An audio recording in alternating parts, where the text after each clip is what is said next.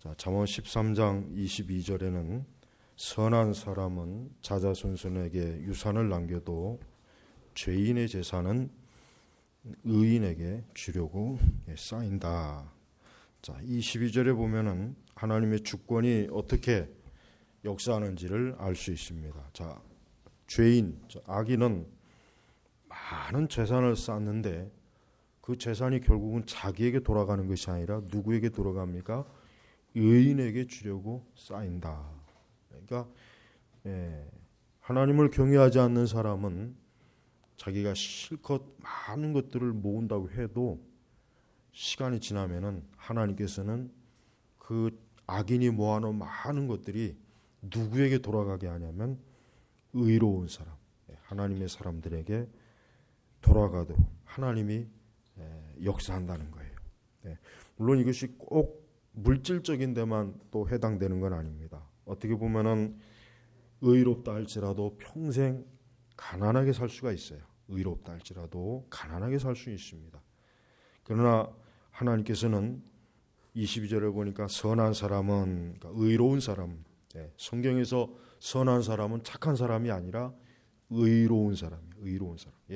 도덕적 윤리적으로 착한 그 의미가 아니라 하나님을 경외하는 사람, 그 사람이에요. 성경에서 선한 사람은 자자손손에게 유산을 남겨도, 의로운 사람이 이 자손들에게 어떠한 유산을 남기겠습니까? 하나님을 경외하는 사람들이 자기 자녀들에게 가장 중요하게 여기는 유산이 뭐겠습니까? 신앙입니다. 경건한 신앙입니다.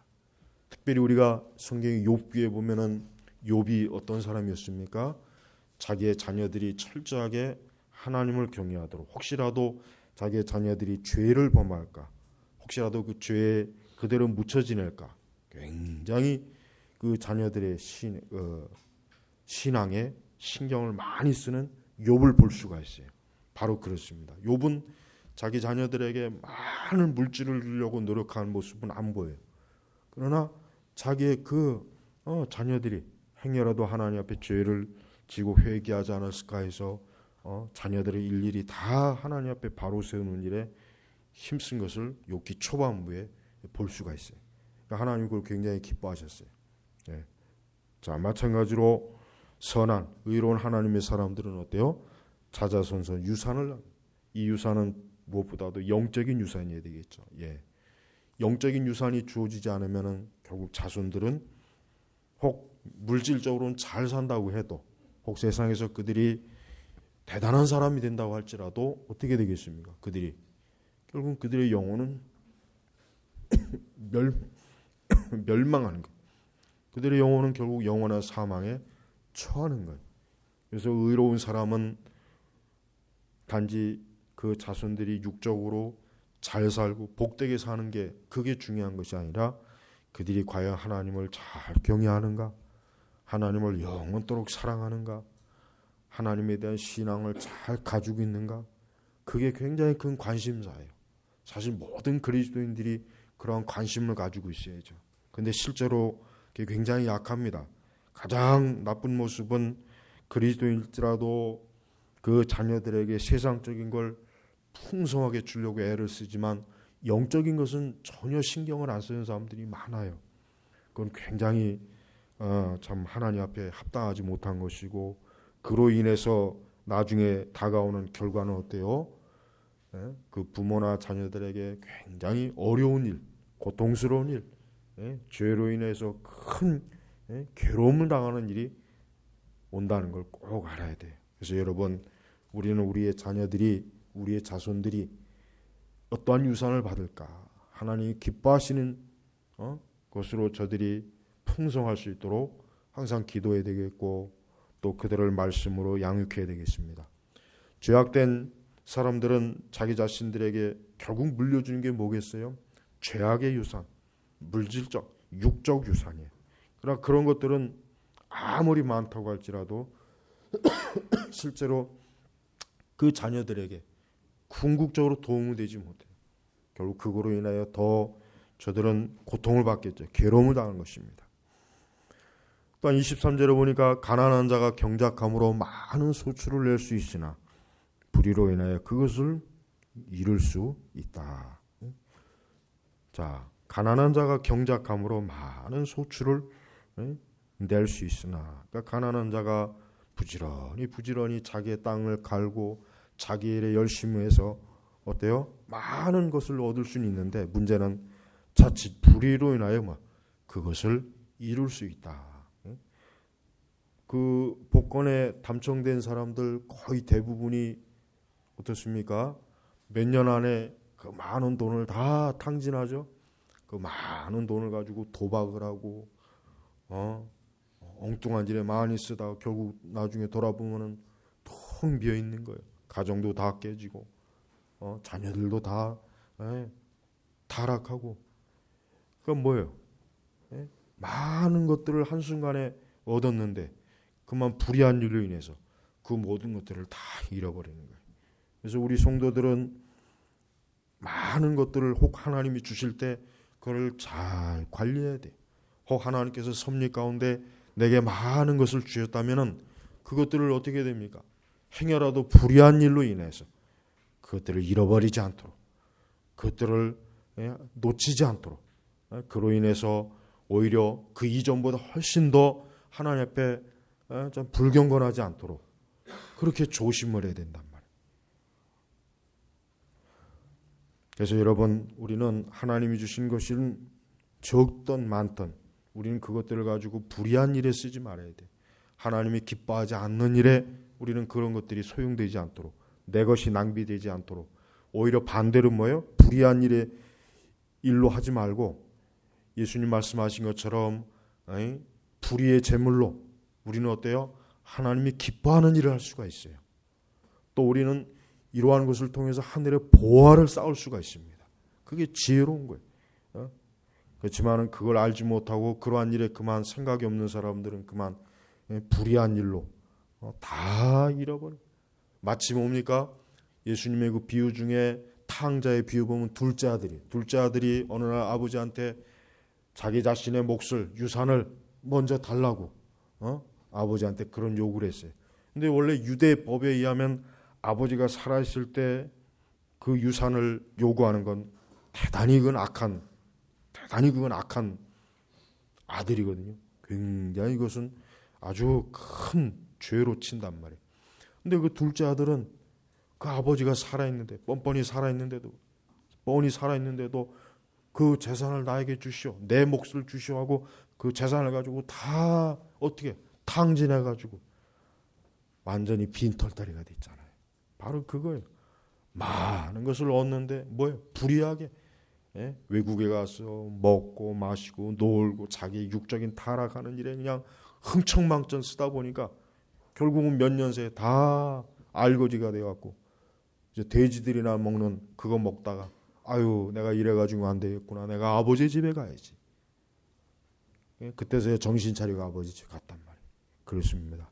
여러분, 우리는 그런 어리석은 자가 되면 안 되겠죠. 우리는 우리에게 주어진 모든 것들을 하나님의 나라를 위해서, 복음을 위해서, 주님의 영광을 위해서 그걸 사용한다면 그 모든 것들은 낭비하는 게 아니라 뭐예요? 결국은 하나님 나라의 창고에 잘 하나님께서 보관해 주셨다가 이 다음에 우리가 하나님 앞에 가면 그로 인해서 얼마나 많은 상급을 우리 주님께서 주시겠습니까? 사실 그러한 선한, 그러한 의로운 삶을 사는 그리스도인들이 생각외로 적습니다.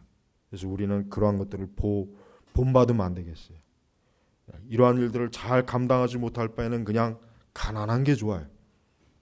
오히려 가난해서 그냥 그로 인해서 욕심을 부리지 않고 욕심 부릴 기회가 아예 없고 탕욕을 부릴 기회가 아예 없는 게 훨씬 나아요. 자칫하다가 괜히 그걸 잘 관리하지 못해가지고 그만 불의한 일에 다 써버리고, 그 얼마나 부끄럽고 수치스러운 일이고 얼마나 어리석은 일이겠습니까? 24절에 보니까 매를 아끼는 사람은 자식을 미워하는 자요, 자식을 사랑하는 사람은 징계를 게을리하지 않는다. 그렇습니다. 매를 아끼는, 그러니까 자녀들에게 마땅히 훈계하고 자녀들을 마땅히 매로 다스려야 할 때를 다스리지 않으면 어떻게 된다고요? 그는 자식을 미워하는 거예요. 사랑하는 게 아니라 그랬어요. 예. 그래서 성경적 양육법이 뭡니까? 자녀들을 반드시 어때요? 엄하게 다스려야 될 때는 엄하게 다스려야 돼. 자녀들을 엄하게 다스리지 않으면은 그 어릴 때 나쁜 영향이 결국 커서까지 그대로 이어진다는 거예요. 그래서 뭡니까? 자식을 사랑하는 사람은 징계를 게을리하지 않는다. 게을리하지 않는다. 자녀들의 마땅히 징계를 받아야 될 걸 좋게 넘기면 어떻게 되겠습니까? 다윗과 같이 되는 거예요. 다윗은 한 번도 자기의 자녀들을 하나님의 율법대로 책망한 적이 없어요. 뭐라고 한 적이 없다 그랬어요, 성경에. 그러니까 결국 그 다윗의 그 아들들 보면은 다 문제를 일으키잖아요. 그로 인해서 다윗이 얼마나 뼛속 깊이 고통을 당합니까? 다윗도 참 우리가 다윗의 여러 신앙을 본받을 게 많지만 본받지 말아야 될 게 뭐예요? 다윗은 성경적으로 양육을 잘못한 사람이에요. 그래서 다윗은 그로 인해서 너무나 많은 고통의 대가를 받았단 말이에요. 그래서 성경에 유심히 써 있는 거예요. 분명히 자녀들에게 책망을 해야 될 때 다윗은 안 했어요. 여러분, 우리 자녀들을 책망을 많이 해야 돼요. 그 책망을 많이 해서 아이들이 잘못된 것을 자꾸 고치고 수정하고 그렇게 만들어줘야지, 그걸 그대로 내버려 두면은 결국은 어떻게 그 아이가 그로 인해서 앞으로 인생을 살다가 그것 때문에 큰 낭패를 당하고 그것 때문에 그 아이가 인생이 패가망신을 당하는 거예요. 그러니까 우리는 하나님의 말씀을 믿어야 돼요. 예? 잘못된 그 자녀 양육법, 그 심리학 도서들, 그 인본주의자들의 그 책들을 따르면 안 돼요. 그것들은 오히려 아이들을 망치는 겁니다. 오히려는 성경의 말씀대로 이 말씀대로 매를 아끼는 사람은 자식을 미워하는 자요. 아이가 맞아야 될 때 때려야 될 때는 때리는 거예요. 그래서 그 아이가 잘못된 거를 아이가 뼈저리게 알게 해줘야 돼. 이렇게 하면 아픈 거다. 부모로부터 아픔을 받는 게 훨씬 낫지. 이 다음에 세상에 나가서 아픔을 받으면 어떻게 되겠습니까?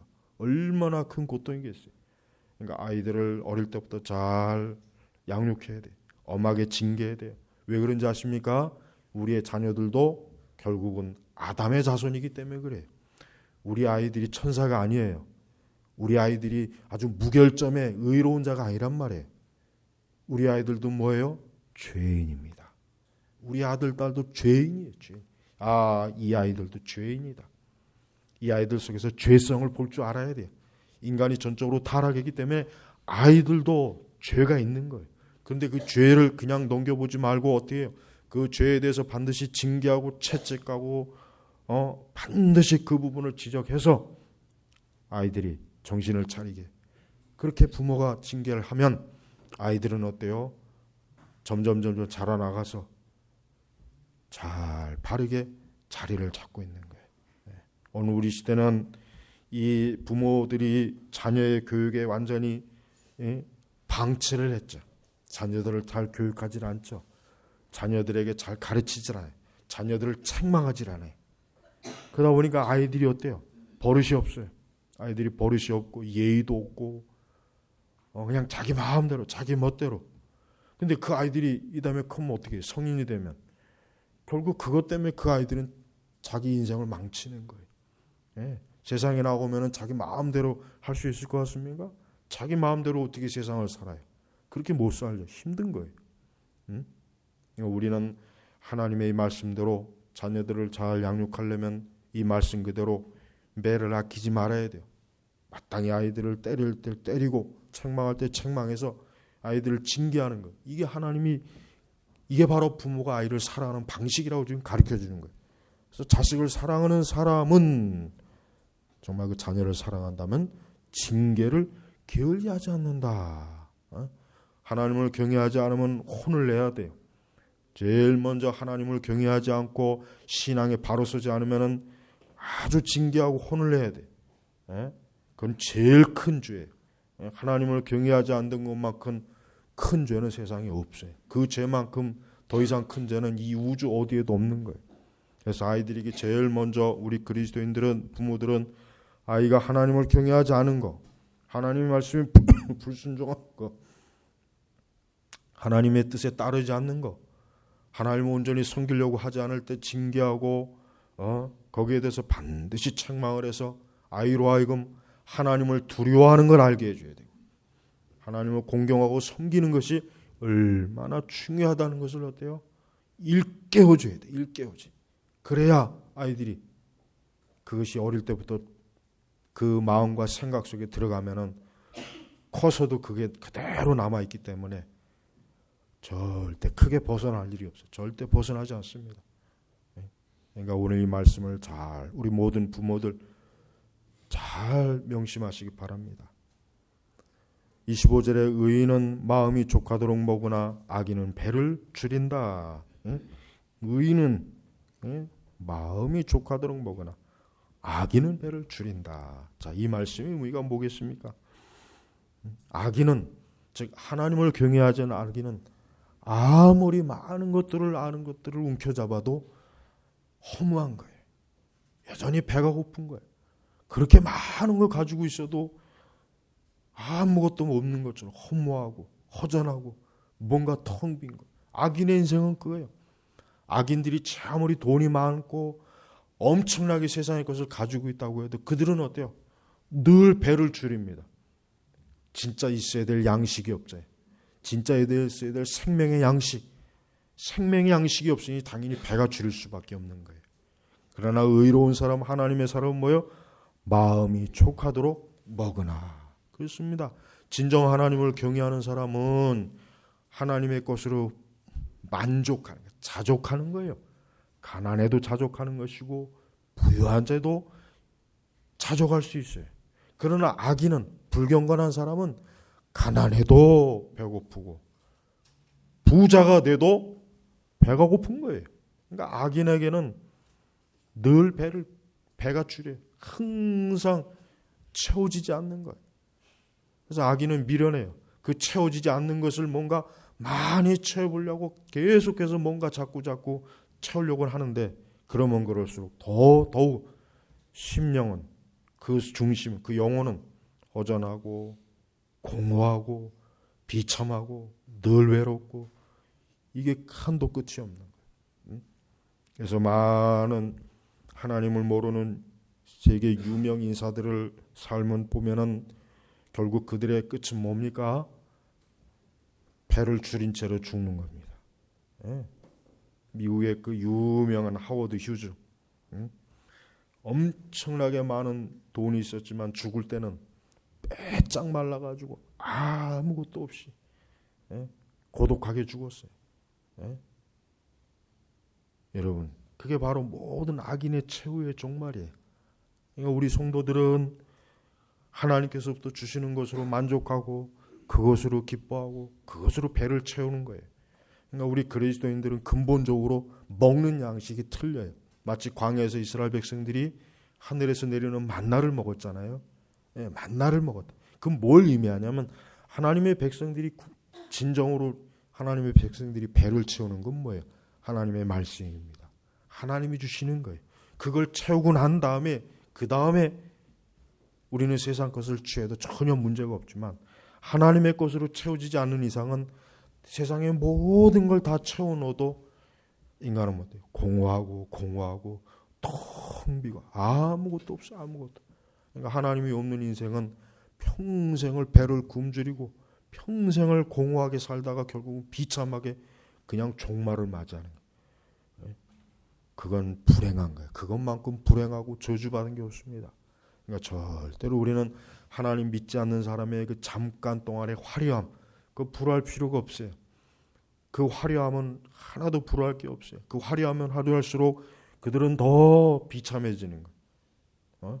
더 비참해지고 더 공허해지고, 빛이 밝으면 밝을수록, 그런 세상의 빛이 밝으면 밝을수록 그들 속의 어둠은 더 커지는 것입니다. 그러니까 참된 빛이 아니거든. 거짓 빛이거든. 이 마귀가 광명의 빛으로 위장을 해서 사람들을 속이는 거란 말이에요. 속이는 거예요.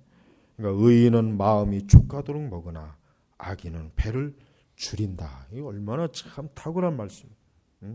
이 세상에 있는 모든 악인들이 이 25절의 말씀을 유심히 생각해 본다면 내가 참으로 굶주리고 있구나 하고 깨달을 텐데, 그걸 깨닫지 못하면 결국은 멸망하는 것입니다. 14장 1절에 보면 지혜로운 여인은 자기 집을 세우나 어리석은 여인은 자기 손으로 집을, 한마디로 그냥 패가 망신한다. 근데 왜 꼭 여인이라고 했을까? 왜 여인이라고? 지혜로운 여인. 지혜로운 여인은 자기 집을 세우나 어리석은 여인은 자기 손으로 집을 무너뜨린다. 사실 일반적으로 보면 남자들도 패가 망신시키는 사람이 많거든요. 근데 이제 중요한 것은 이 지혜로운 여인이라, 이 지혜로운 여인. 이 지혜로운 여인이라는 건 뭐겠습니까? 물론 문자적으로 여인이 지혜로워야, 이거 지금 이 잠언에 쓰여지던 그 시기는 집안의 모든 살림을 여인이 했게 돼. 여인이 맡아서 하고 여인들이 모든 자녀를 돌보고 모든 걸 했단 말이에요. 그러니까 한 집안에 어때요? 네? 지혜로운 여인이 들어오면 그 집안이 사는 거예요.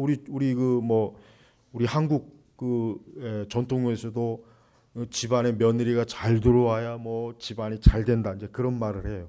며느리가 잘못 들어오면 뭐 집안이 패가 망신하고 뭐 한다고, 이제 우리 한국 유교적 그 전통에서도 그래요, 거의. 근데 이 성경이 쓰여진 배경에서도 중동 문화권도 거의 비슷해요. 그러니까 한 집안에 어떠한 여인이 들어오느냐에 따라 그 집안이 어때요? 번성하느냐, 아니면은 어리석은, 여기서 어리석은 여인이 뭐겠습니까? 성경에서 어리석은 여인은 뭐예요? 불경건하고 나태하고 게으르고 부주의하고 사치하고 낭비하고 허영식 많고 가정을 소홀히 하는 사람. 이런 사람들은 기둥뿌리를 다 뽑아야 속이 시원한 거예요.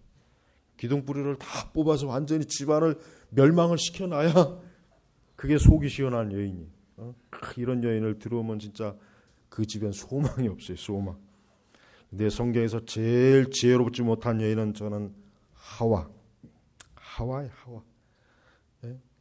어리석은 여인의 대표적인 여인이 누굽니까? 하와예요. 하와. 하와가 결국 아담의 집을 무너뜨렸어요. 하나님이 세워주신 그 아담의 가정을 누가 무너뜨렸습니까? 결국은 어리석은 그 하와가 그만 뱀의 교묘한 속임에 그만 넘어가가지고 결국은 그 아담까지도 그만 죄짓게 만들고 결국은 에덴 동산에서 쫓겨나고 오늘날 인류가 이렇게 많은 죄악의 고통, 이게 결국은 한 여인이 그 하와가 그만 어리석게 돼버린 거예요. 그래서 우리는 지혜로운 여인은 누구예요? 지혜로운 여인은 성경적으로 하나님을 경외하고, 잠언 31장에 보면 지혜로운 여인이 통째로 나와요. 여러분, 우리 모든 그리스도인들은 지혜로운 사람이 돼야 돼요. 지혜로운 사람이 되어야 내 삶의 집과 내 가정과 내 모든 인생을 어때요? 바르게 해서요.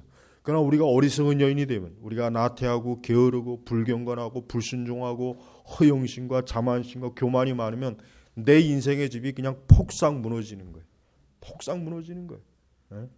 여기 있는 우리 여인들은 또 이 말씀을 직접적으로 내가 지혜로운 여인인가, 내가 어리석은 여인인가 한번 잘 생각해봐요. 양심적으로 생각해봐요. 무조건 나는 지혜로운 여인이라고 생각하지 말고 양심적으로 이제 막 결혼한 우리 두 세대 이 말씀을 오늘 저녁에 유심히 한번 잘 살펴봐요.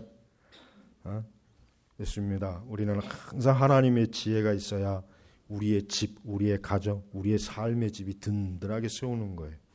교회도 마찬가지예요. 교회도 지혜로운 목회자, 지혜로운 성도들이 있어야 그 교회가 진리대로 가지, 어리석으면 그 교회는 결국은 무너지는 거예요. 결국은 배도, 배교, 음녀의 길로 교회가 빠져버려요. 이게 참 영적으로 의미가 깊은 말씀입니다. 2절에 보면 정직하게 행하는 자는 여호와를 경외하나 바른 길을 걷지 않는 자는 여호와를 멸시한다. 정직하게 행하는 자는 사실 뭐예요? 이들은 하나님을 경외하는 사람. 그 마음의 본성대로 지혜로운 사람은 어때요? 자기가 가야 될 길이 무엇인지를 잘 알아요. 하나님을 이렇게 경외해야 되는구나. 하나님을 경외하지 않으면 안 되는구나. 벌써 마음의 본성이, 이성이, 양심이 진지하게 자기 자신을 살펴보면은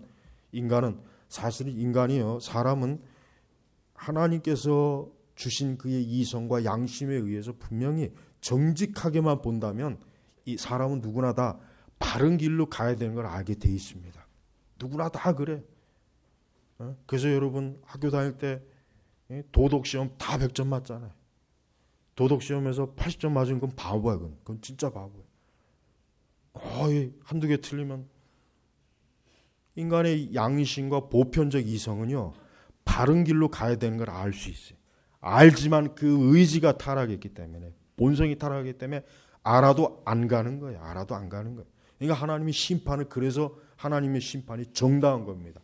이 다음에 하나님의 심판 때 뵀을 때 누구도 나는 몰라서 죄를 지었습니다라고 할 수 있는 사람은 한 사람도 없습니다. 하나님 앞에 가면은 어때요? 내가 알았지만 나는 고의적으로 내 양심이 바른 길을 지시하고 내 마음에 새겨진 율법대로 살지 않았습니다.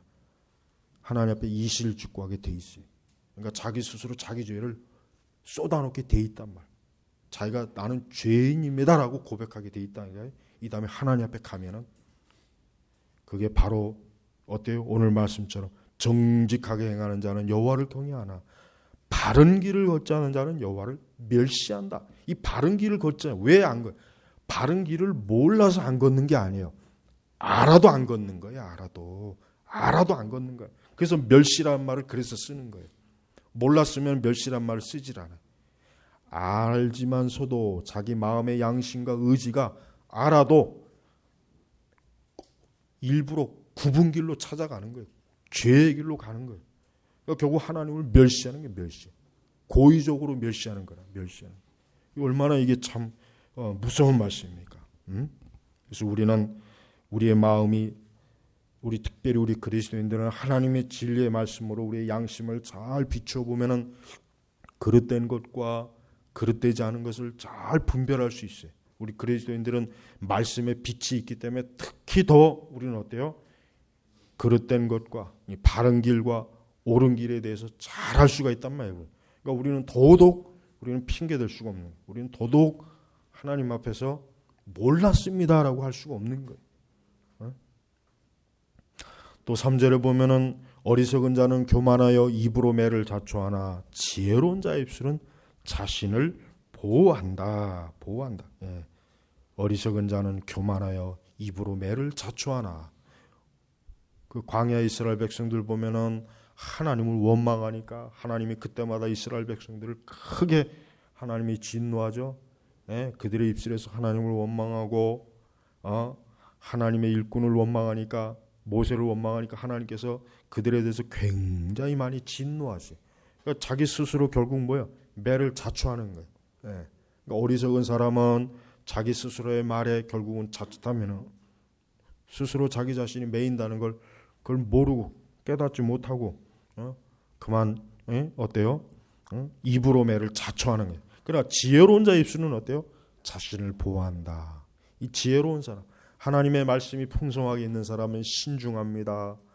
신중하게 말을 합니다. 신중하게 지혜롭게 답을 합니다. 그렇기 때문에 그런 자기 자신을 보호할 수 있는 거예요. 그러나 어리석은 자는 하나님의 지혜가 없기 때문에 어때요? 결국 자기가 어떻게 신중하고 올바로 말을 해야 될지 모르니까 결국 자기 스스로 어리석은 말, 우매한 말, 지혜 없는 말, 그저 경솔한 말, 이것 때문에 결국 자기 스스로 매를 자초하게 되는 거예요. 그래서 항상 우리가 하나님의 진리의 말씀에 온전하게 있으면은 우리의 말로 인해서 절대 매를 자초할 일은 없어요. 많은 인생들이 그만 경솔하고 어리석게 자기 스스로 잘못된 말로 인해서 자기 자신을 해치는 일들이 얼마나 많이 있습니까? 예. 항상 우리의 말에 있어서 지혜롭게 그 말로 인해서 내 자신이 매를 자초하는 일이 없도록 항상 지혜롭게 말할 수 있도록 하나님께 지혜를 구해야 되는 거예요. 오늘 우리에게 주신 이 말씀 전체를 여러분 한 구절 한 구절 제가 짧게 설명했어요. 길게 설명하지 못했습니다. 그러나 말씀을 하나하나 다시 한번 잘 살펴보십시오. 우리 성도들에게 있어서 이 잠언의 말씀은 추상적인 말씀이 아니라 뭐예요? 실제적인 거예요. 실천적인 거예요. 여러분이 한 주간 동안 살아가면서 이 잠언의 말씀이 진짜 그런지 안 그런지 한번 시험해 보세요. 이 잠언의 말씀대로 순종하면 이 잠언의 말씀 그대로 하나님의 약속이 이루어집니다. 그러나 잠언의 이 말씀을, 이 지혜의 말씀을 불순종하게 되면 역시 그대로 그 효과가 드러나게 돼 있어요. 그러니까 하나님의 이 지혜를 우리가 온전하게 감당할 수 있는 그런 지혜가 달라고 매일 우리는 기도해야 되는 것입니다. 그래서 이제 잠언 14장으로 들어가서 우리는 좀 더 하나님의 말씀, 잠언 14장에도 풍성한 말씀이 많이 나와요. 이 잠언은 아직도 한 반 이상인 반 정도가 남았지만은 반 조금 더 남았지만은 사실 한 절 한 절 가지고 더 오래 말씀을 전해야 되는데 그렇게 하게 되면 이게 한도 끝도 없어서 그렇게 못하겠지만 그러나 여러분들이 이렇게 짧게 말씀을 증거할 때 다시 한번 이 말씀을 묵상하셔야 돼요. 생각하셔야 돼요. 생각해갖고 나는 과연 하나님 앞에 어떻게 지혜롭게 사는가? 나는 하나님 앞에 내 모든 삶의 실천을 어떻게 하고 있는가? 한번 유심히 생각하면서 이 말씀을 살펴봐야 됩니다. 그래서 우리 잠언이 우리의 삶의 나침판이 되어주는 거예요. 이 하나님의 지혜가 우리의 삶의 나침판, 내 발의 등불이 되어주는 거예요. 그 등불과 그 나침판의 방향대로만 잘 우리의 인생이 가게 되면 아무 문제 없어요. 아무 문제 없어요. 아무리 문제. 이 세상이 아무리 험하고 악해져도 전혀 문제 없어요. 우리는 말씀이라고 하는 그 안전한 터 위에 있기 때문에, 그리스도 위에 있기 때문에 우리는 무산이랄 수가 있는 거예요. 아무쪼록 우리 제네바 교육교회 성도 여러분들은 오늘 말씀을 잘 귀담아 듣고 자신의 가는 모든 길이 바른 길이 되도록, 하나님이 인정하시는 옳은 길이 되도록 항상 자신의 발걸음을 말씀에 맞추시길 주의 이름으로 축복합니다. 기도하겠습니다. 하나님 아버지 감사합니다. 한 주간도 하나님을 경외하고 우리가 바른 길을 갈 수 있도록 하나님 인도하여 주시옵소서. 오늘도 하나님의 말씀을 듣고 배운 것이 많이 있습니다. 한 주간도 이 말씀을 곰곰이 생각하고 깊이 생각하고 이 말씀이 우리 머리와 마음속에서 아주 뼛속 깊이 새겨지도록 한 주간도 하나님과 동행하는 은혜의 한 주가 되도록 우리 제네바 교육교회 모든 성도들을 지혜롭게 현명하게 하나님의 그 능력으로 인도하여 주시기를 간청합니다. 감사하며 살아계신 우리 주 예수 그리스도의 이름으로 기도 올렸습니다.